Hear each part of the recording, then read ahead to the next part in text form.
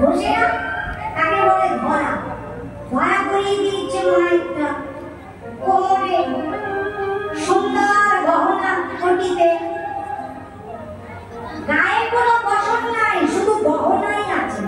সোনা মণি মানিক্য রাজার ছেলে তো। আগে বন্ধনা দিচ্ছে ভালো করে, শোনো তোমাদের এই ঠাকুর ঘরে আছে ওই রকম বসে, আর কোকড়ানো কোকড়ানো কেশ একদম কাঁধ পর্যন্ত, হাতে সোনার মালা, চরণে সোনার নকুর। আর গোপাল কিন্তু রোগা ছিল না, একটু মোটা সোটা ছিল, মাখন খেত তো, ওইখানে ঘুড়িও আছে। আর গায়ের রং শ্যাম বর্ণ, বড় টানা টানা চোখ, তাতে আবার কাজল পরিয়ে দিয়েছে মা মোটা করে, আর তাতে আবার টেরা চোখ, কিন্তু সোজা না, ওর কোনোটাই সোজা না, পুরোটাই টেরা। দেখবেন কৃষ্ণ যখন দাঁড়িয়ে থাকে ও সোজা আছে কিছু, ও দাঁড়ায় টেরা, কথা বলে টেরা, তাকাবে টেরা, হাসবে টেরা। তোমরা কখনো টেরা মানুষ দেখেছো?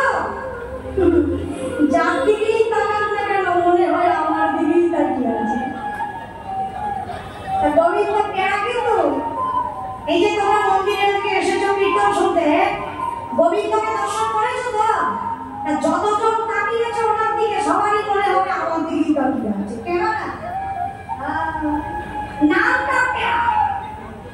যদি বলো কি করে, একবার তোমরা বলো রাধা, বলো বলো, পয়সা লাগবে না, রাধা। হ্যাঁ, পকেট খালি হয়নি তো? আরেকবার বলো রাধা। আর রাধা বলতে কষ্ট হলো? আরে এত সুন্দর ব্যবস্থা করে দিয়েছি, চেয়ার পেতে দিয়েছি, সোফা পেতে দিয়েছি, তাও কষ্ট হলে কিছু করার নেই। রাধা কত সোজা নাম, বলো সহজ নাম। এবার বলো কৃষ্ণ। অনেকে তো বলেই না, অনেকে বলে কৃষ্ণ, হরে কৃষ্ণ। কৃষ্ণ নয়, কৃষ্ণ কয়েক তলায় বেটা, নামটা বেটা, সব বেটা, সোজা বলে কিছু নেই।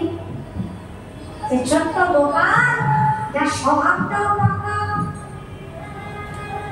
কিরকম পাকা? একবার যদি তাকে কেউ ভালোবাসে, একবার যদি তার নামকে কেউ ভালোবাসে, ছাড়তে চাইলেও ছাড়তে পারে না।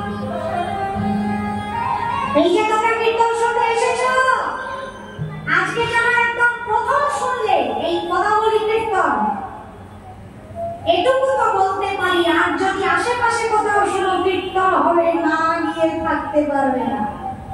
ওই যে টেরা, একবার যে তার নাম শোনে, সে নাম রূপে কর্ণদ্বার দিয়ে হৃদয়ে প্রবেশ করে মনটাকে চুরি করে নিয়ে যায়। ঠিক শিবের চোরের মতন। আগেকার দিনে ছিল বা মাটির ঘর যখন ছিল, ওই শিবের চোর থাকতো, ওই বাইরে দিয়ে শীত পেটে পেটে গুফা করে ভিতরে ঢুকে চুরি করে নিয়ে চলে আসতো, ছিল না শিবের চোর? আমার গোবিন্দ অনেকটা শিবের চোরের মতো। তোমরা বুঝতেও পারোনি তোমাদের চুরি হয়ে গেছে। বুঝতে পেরেছো কি চুরি হয়েছে? মন। আচ্ছা, কোথা দিয়ে চুরি করলো? চোরটা কোথা দিয়ে ঢুকলো? এখান দিয়ে, যে ফুটো আছে এখান দিয়ে ঢুকেছে। কিভাবে ঢুকলো? ওই যে আমরা মুখে বলছি হরি হরি মানে কি? হরি মানে হরণ করা। যখনই তোমরা মুখে বলেছ হরি বল, কানে শুনেছ হরি বল, ওই হরি তোমাদের ওই কান দিয়ে, কর্ণদ্বার দিয়ে ঢুকেছে হৃদয়ে। হৃদয়ে ঢুকে তোমাদের মনটিকে চুরি করে এমন ভাবে নিয়ে গেছে, ওই যে শীত কেটে মনে চুরি করে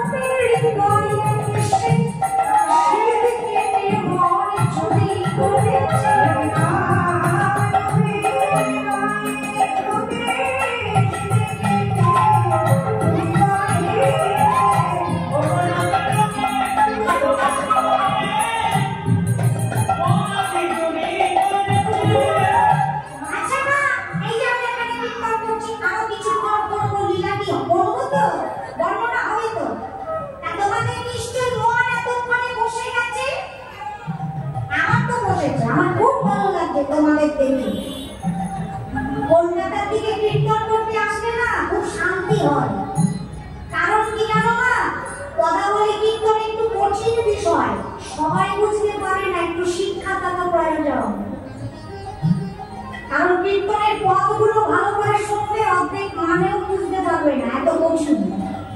পদাবলী কীর্তন কঠিন বিষয়, উচ্চাঙ্গ সঙ্গীত বলা হয় কীর্তনকে। কিন্তু কখন বুঝবে? যদি এইরকম একাগ্র চিত্তে শুনতে পারো, ধৈর্য ধরে, তবে শুধু শুনবে না, এটুকু বলতে পারি সেই ব্রজলীলা সাক্ষাৎ দর্শন করবে। আজকেই করতে পারবে, আজকেই হবে, সামনে দেখতে পাবে সেই লীলা। শুধু চিত্তটা শান্ত করে, কর্ণ দুটিকে একাগ্র করে শুনতে হবে, তবে সেদিকে